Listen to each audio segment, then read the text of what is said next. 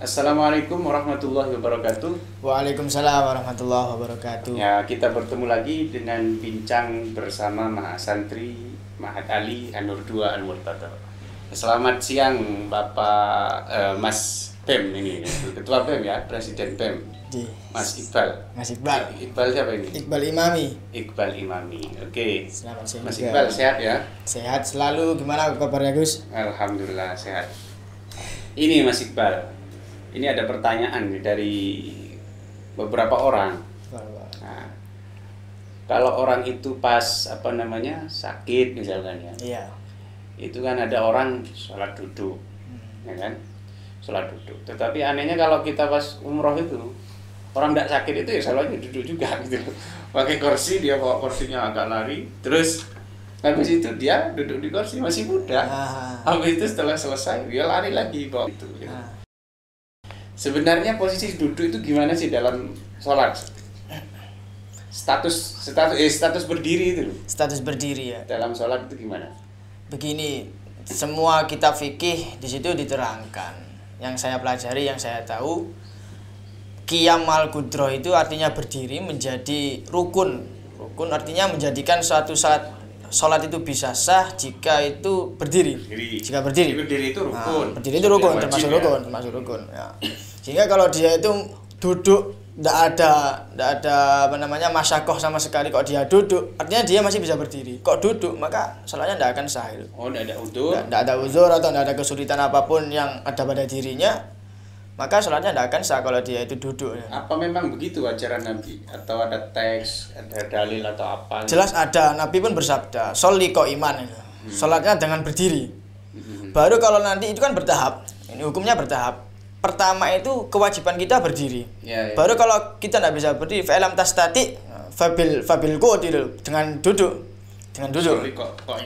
Sholli qa'idan, dengan duduk. Kalau tidak bisa dengan tidur miring. Kalau tidak bisa lagi sampai step selanjutnya. Jadi harus bertahap. Harus bertahap. Oke, bisa diperjelas sih siapa Pak Pres ini ya, Pak Presiden ini.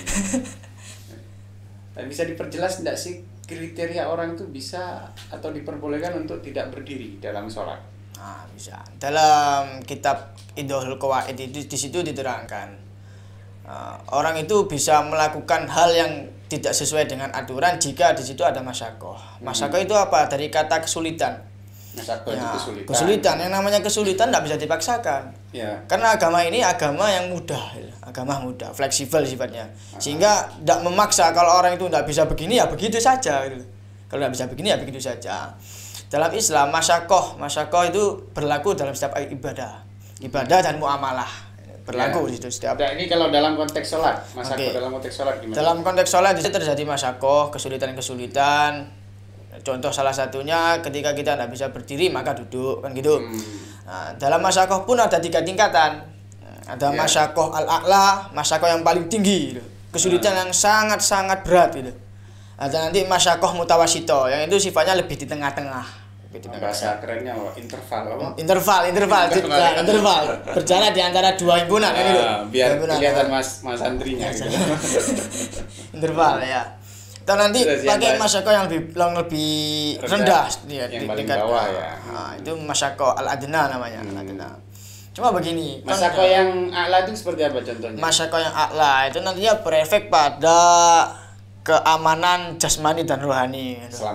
Keselamatan badan, lebih mengarah ke hifdzun nafsi. Misalnya begini, kalau saya sholat berdiri, terus apa efek dari masyakoh yang a'la itu?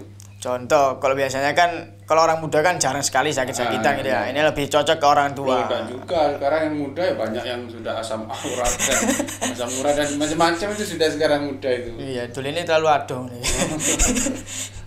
Nah, itu begini. Enggak, ini contohnya tadi loh Mas. Kalau saya sholat berdiri, kemudian saya kena masyakoh yang a'la, itu efeknya misalkan seperti apa saya jadinya? Contoh efek nanti bisa menyebabkan kematian.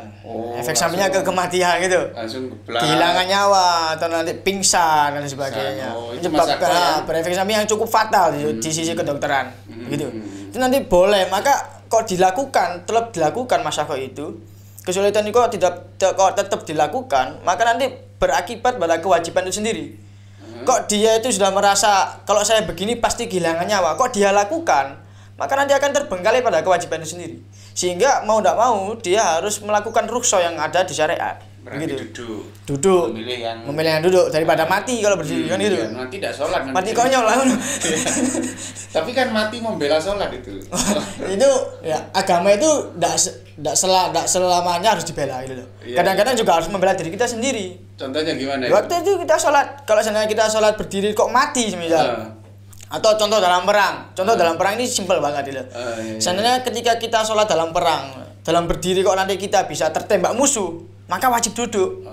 Maka wajib kemudian duduk. Kenapa? Kalau sampai kita berdiri, kita terbidik sama musuh kan gitu. Akhirnya tertembak tapi mati. Kan keren, mati dalam kondisi sholat di sana. Keren indah bak diem kan gitu.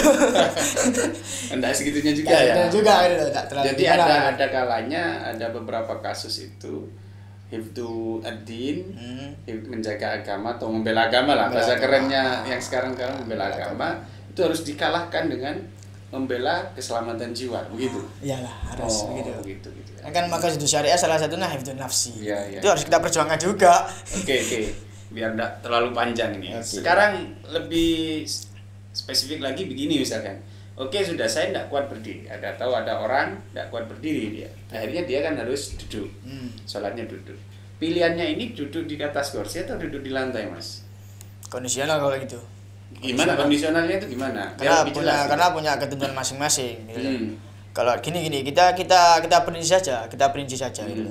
Kalau nanti dia itu lebih nyaman dengan sholat pakai kursi roda, ya sholatnya dengan kursi roda. Artinya apa? Ruku dan sujudnya kok dia nggak mampu juga, maka ya tetap di kursi roda, nggak perlu sujud secara ijma. Jadi kayak gini ya. Nggak perlu, ya cukup dengan isyarah menundukkan kepala lebih rendah lagi kan gitu. Tapi kalau lebih kan standarnya itu kita duduk di lantai kan begitu. Sehingga untuk menunaikan sujud lebih enak kan gitu. Sujud dan rukuk lebih enak. Cuma begini, setiap orang itu masing-masing beda kesulitannya kan gitu. Cuma kita lihat aja begini. Kalau nanti dia itu enggak bisanya berdiri ya. Dia enggak bisa ajizan fil qiyam. Dia enggak bisa berdiri, tapi dia bisa ruku dan sujud. Maka kita ikutkan konsep ittija, tidur miring. Salat dengan metode tidur miring.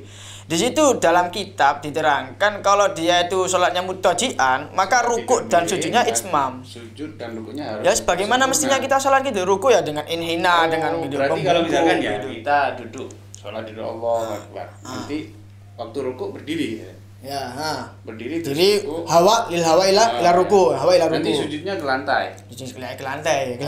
Jadi tidak isyarah gitu. Tidak pakai isyarah gitu loh. Karena tentu lebih enak di lantai kalau begitu kan, kalau enak di lantai, sujud itu ya. Di lantai. Cuma kan lihat kondisi juga. Kondisi di Mekah ramai begitu mau sujud kan juga susah gitu. Lah pertanyaannya begini, ada orang dia tidak mampu berdiri, tapi dia mampu untuk sujud dengan sempurna. Tapi dia memilih duduk di kursi dan nanti sujudnya pakai isyarat. Itu gimana itu? Jadi saya mau bilang boleh ini keliru, agak tidak benar gitu. Iya. Kalau kita bicara fikih ya, itu kurang sempurna itu. Nggak boleh ya? Nggak boleh. Karena bisa sempurna, kenapa kok? Karena fikih itu punya standar. Nggak bisa kita main-main dengan fikih gitu. Kalau bilang A ya A, kalau B ya B. Tegas kalau fikih. Kalau dia itu memang dia sebenarnya bisa sujud dengan sempurna. Tapi kok sujudnya di kursi roda? Kalau kita bincang fikih maka nggak bisa ditolerir seperti ini. Harus tetap sujudnya ijmam. Sujud seperti biasanya dengan menaruh jabha fil masjid di tempat sujud itu. Artinya meminimalisir rukun-rukun itu tidak dilakukan dengan sempurna.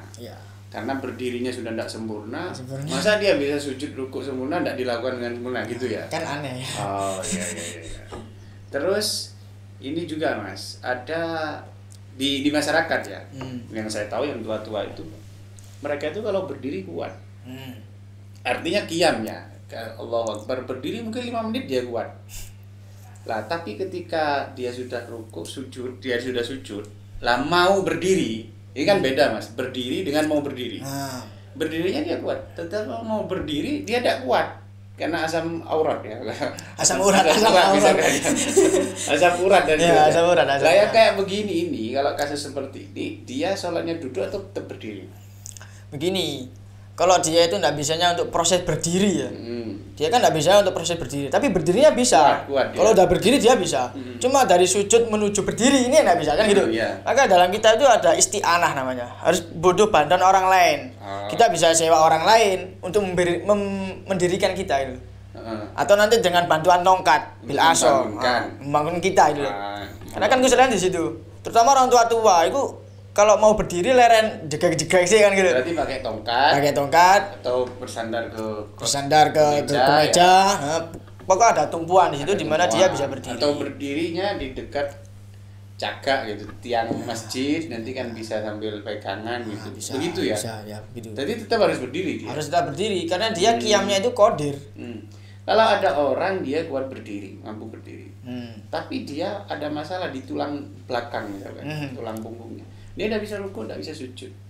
Itu pun dibahas dalam kitab fikih. Itu gimana sholatnya itu? Ini kalau saya gambarkan itu juga lucu gitu loh. Dia bisa berdiri, cuma ketika rukuk dan sujud tidak bisa. Ya, dalam kitab itu diterangkan harus kalau dia bisa berdiri, cuma ketika rukuk kok dia itu agak ada masalah gitu dengan tulang belakangnya, maka dia hanya imak, isyarah. Dia mengisyaratkan tetap berdiri. Rukuknya nanti isyarah. Rukuknya isyarah dan sujud. Sujudnya isyarah. Begitu. Sambil berdiri. Nah, kalau dia paksakan nanti berefek ke tulang ini gak bisa balik. Patah nanti. Kan patah. Masa gara-gara sholat patah tulang. Yang kena fitnah agama lagi-lagi kan gitu. Yang salah agama. Padahal agama sudah menawarkan kalau kamu tidak bisa rukuk dan sujud, ya berdiri saja, imak kan begitu. Gara-gara kurang tahu atau bagaimana atau malas belajar, akhirnya nyalakan agama kan gitu. Ad-dinu yusrun. Ad-dinu yusrun. Ya siru wala tuh asiru kan kadang nyampe gitu. Tapi kalau kita kan tidak begitu. Kalau bisa dipersulit ngapain dipermudah gitu. Oh itu ada nom ya itu. Ada nom. Ada bisa. Oke, ini yang terakhir. Ada orang ada masalah energi ya. Energi. Ada orang misalnya sudah tua usia 60. Dia energinya masih kuat. Kalau andaikan dia itu di rumahnya sholat sendirian, maka dia bisa berdiri. Tapi karena dia mendengar adzan ke masjid jaraknya 100 meter gitu ya, akhirnya dia pergi ke masjid kan, berjalan kaki. Lah, karena energinya ini dihabiskan untuk berjalan 100 meter ini, nyampe di masjid dia tidak kuat berdiri lagi. Artinya kalau dia memaksakan pergi ke masjid, nanti dia di masjid itu sholat fardunya biljulus dengan duduk. Ya. Tapi kalau dia tetap di rumah, stay at home ya, itu nanti dia sholatnya itu sempurna berdiri. Ini gimana nih mas? Gini. Pilih ke masjid atau di rumah ini? Sekarang gini, tujuan orang-orang ke masjid kan umumnya itu kan untuk jamaah. Jamaah pun ketika kita telusuri hukumnya kan sunnah. Sunnah. Namun ketika ini dibenturkan dengan kewajiban berdiri, katanya jenengan barusan. Dia di rumah bisa sholat dengan berdiri, artinya tenaga dia full kan itu, energi banget. Tapi kalau ketika dia di masjid karena kehilangan tenaga untuk berjalan OTW menuju masjid ini sehingga dia sholat duduk, maka lebih baik ini bahasa lebih baik. Dia itu afdol sholat di rumah. Oh, sholat di rumah. Sholat di rumah. Karena bagaimana kalau nanti hukum wajib dibenturkan dengan hukum sunnah ini tidak selevel. Hukum jamaah sunnah, sedangkan hukum berdiri dalam sholat hukumnya wajib, kan begitu, rukun. Kan begitu. Maka lebih baik sholat di rumah. Nah, peluang kedua, manfaat kedua pun musim corona begini gitu. Ya untuk stay at home lah gitu loh. Hitung-hitung sholat di rumah dapat 2 pahala taat pemerintah sama pahala itu tadi melakukan lebih mengumpulkan kewajiban. Oke, saya kira jelas ya sudah ya. Jelas. Jadi semoga ini bisa menjadi wawasan bagi teman-teman yang ada di rumah gitu ya. Semoga bermanfaat. Terima kasih Pak Presiden, salam hormat. Salam hormat juga. Assalamualaikum warahmatullahi wabarakatuh. Waalaikumsalam warahmatullahi wabarakatuh.